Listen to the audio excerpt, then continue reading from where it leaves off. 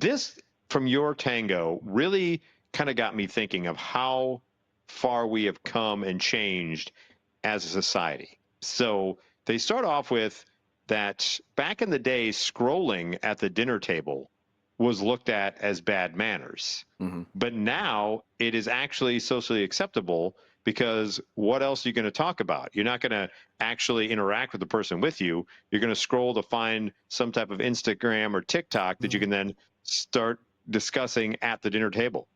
Is it acceptable though? I mean, it doesn't it kind of bum me out when somebody just pulls their phone out It and starts.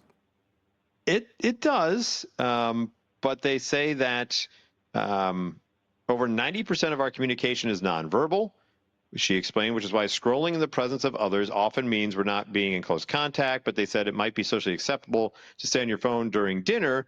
But if you really want to feel connected to people, you should probably share the meal with them. But people aren't going to get up up in your case as much if you're Yeah. scrolling at the dinner table. I mean, I guess we have Uh, tolerated it more, but it does just sort of bum me out when it's happening. yeah, I'm with you. It's more like, hey, could you look over here? The next one is using emojis in work emails. Emojis Oh, started as kind of like a niche thing, right?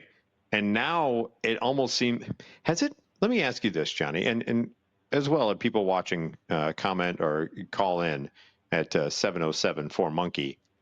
Has it come full circle on emojis, where it wasn't used too much, and then now I feel like it's used far too often that we need to then go back to using them less often than what we did before. yeah, I Are think there just so. too many of them? I think there's too many of them. I don't like when people form actual sentences with them. Like going to the store to get, and then there's grapes emojis. In my, and then there's a car emoji. Uh, but I need to stop and get some dollars emoji. I mean, it starts to, it's like, I'm not here to read hieroglyphics. Is it really that easier? Right. Some of them look like classic concentration. Yeah, It's like fist pound, like chicken dinner. Like it's like I don't know what you're trying to say. don't know. Are you in a signal chat with someone who has battle plans? I'm not quite sure. Right. So we may want to go ahead and knock it off on the emoji use. But they say emojis in work emails, since they're so ubiquitous anymore with emojis, you can go ahead and use them in professional settings now as well. Yeah. Also on this list of 7 things that seem like bad manners but are actually socially acceptable now, texting instead of calling. It's almost, if you call anyone, It's that's weird. bad manners now. Yeah. It's It weird to call. it used to it used to be sending the text was a little forward of like, hey, those are just for booty calls. But now it's like if you actually call somebody, they look at you and say, hey, what do you like? Have you ever tried to call somebody, they have an answer, and they send a text like, why are you just trying to call me? Just send Yeah. me a text. Yeah, because it's Uh, somehow a phone call has become like it's urgent, like something is going on, like there's a fire or or something. or it's an inconvenience. Yeah. Like when the phone rings, people roll their eyes like, whatever. Yeah. But when we were growing up, when the phone rang at your house, everyone ran to it Right. because you wanted to talk on the phone. That's not the case anymore. Also on this list of the things that seem like bad manners but are actually socially acceptable now, not shaking hands. It's okay after 2020 now to say, you know what, that's fine. We can just kind of give the nod or the fist bump. Like, don't have to shake hands as much anymore.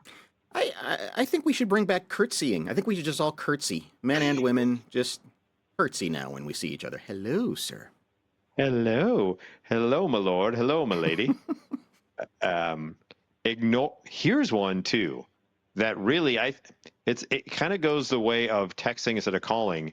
Ignoring unexpected visitors. Oh wow. Anymore, it's acceptable now that if you get a random knock on your door, it's socially acceptable just to blow that person off.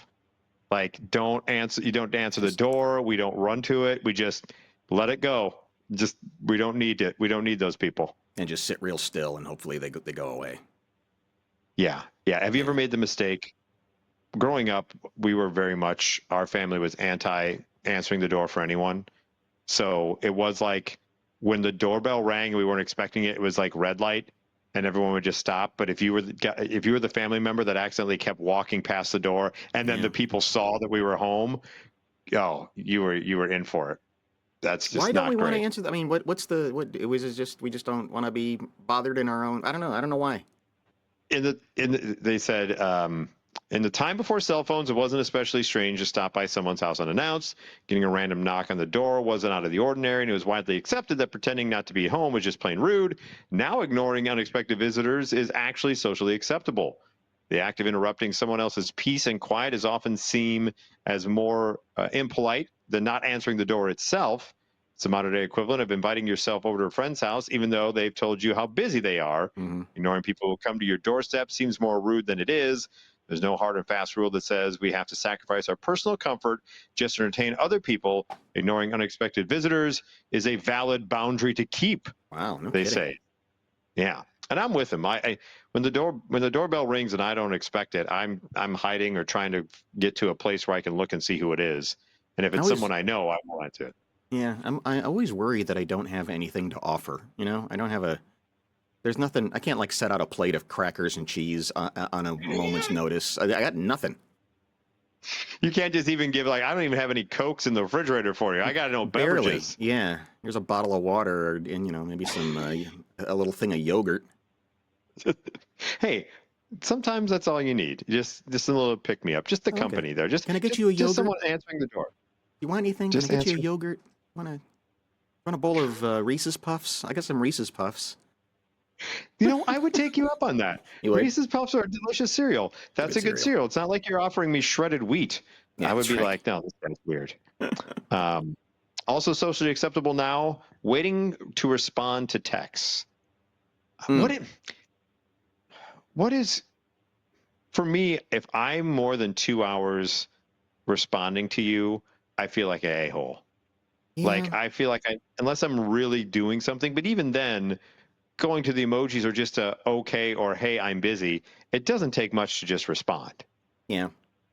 Yeah, I don't know and I've had that happen where there'll be a bunch of texts come in and somebody's text kind of gets pushed off my screen and I forget about Yeah, him. Sorry. that's true. Feel bad. It happens. They do say that part of the reason why this is more socially acceptable is because we don't shorthand text as much anymore for some people who like write these personal essays and you just don't have time to read all that. Mm-hmm. And it's just like, give me a chance to get all the information, then I'll get back to you. Makes sense. Also socially acceptable now, wearing casual clothes to work. Don't have to dress up as much anymore for work. You can just wear Since casual that's clothes yeah. in the office setting. That Seems that like that's upset been the you? case for no, it seems like that's been the case for a while though. Yeah, yeah. Here's one. Unfollowing people on social media no longer seen as rude. The It's first more thing I socially thought acceptable. of the first thing I thought of was in the MySpace days when you had your top 8. Whew, Oh, you could start a ooh. fight. You could start a war rearranging those Oh, things. oh yeah. If you got moved, especially like, well, why am I 6? I used to be Right. 4. What the hell's going on? Yeah, that Or upper left corner. if you were out of top 8 altogether, it was like it was on, mofo. Like, Yeah. what are you doing? So and so many people would break up. Like you'd see like a random like if a dude was dating someone and a random girl ended up in his top 8, oh, that was trouble. That was absolutely trouble. Disaster. Yeah. But now they say life is short, and if someone's being an a-hole, just unfollow them. Also, more socially acceptable now is leaving events early. They say Yeah. your time and energy are precious resources. You don't have to expend those in social situations. They say offer insight into how to leave an event early while still being polite. If you know ahead of time that you'll be having to leave the event early, be sure to notify the host in advance. Be like, hey, I'm just going to do a quick pop in. Mm-hmm. Sorry, I can't stay. And it used to be that people would think you were a jerk, but Yeah. now you can leave early. What do you do when everybody does that though? That's a bummer of a party. Yeah. Here's one that I don't know if I still think you probably should, but it's no longer bad manners. Quitting a job without 2 weeks' notice. They're saying that's more of a thing that people are doing nowadays, and it's becoming more socially acceptable. Of just, yeah, I'm not coming in tomorrow. I quit. Yeah, I mean, there's no law that says you have to do that, but it's kind of rude. It is. I still think it. Yeah, I don't know how acceptable it is, per se. I would still do the 2 weeks notice thing. And the final thing on this list is more socially acceptable. Breaking up by text has become more socially acceptable instead of bad manners. That's rough. According to research, 10.8% of people have ended a relationship through text. There's a major difference between sending a breakup text to someone you've dated for a few weeks versus your live-in partner. They say texting to end a relationship might seem easier than doing it face-to-face, but you have to consider the repercussions. Above all else, having compassion for the person you're breaking up with goes a very long way. And they're saying the reason why it's become more socially acceptable is due to the fact that more and more people are interacting online and via text rather than face-to-face. So it's just easier that way, and they don't want to deal with someone getting angry in their face. So it's just, I'm going to send you the text. Yeah, but texts are just ripe for misinterpretation. Yes, exactly. Because it always seems worse. Yeah. Yeah, I feel like breakups, there's certain things you need to do in person, right? Breakups are something you need to be doing in person. You also need, like, if you have, I don't know why I laughed at this, but if you have some medical procedure or something, some medical test results, I want to call. I don't just want to text of, oh, by the way, you need a quintuple bypass, or your heart is about to explode. Like, tell me that face-to-face, doc, or give me a call. That's not a text thing. Mm-hmm. Yeah. A text thing is, I'm not making it to the movie. Sorry. That's a text. That's something you can do the text for, not a breakup. So that makes good sense. Your mileage may vary on some of those. I found it interesting. It just shows where we are in a society and how we communicate differently, how the phone has just become part of us, and we don't get as upset if people scroll or text or anything. We have no use for interacting with people anymore. We're just like, Clearly. I just want to tap. I don't want to answer the door. I just want to break up text. We're all good that way.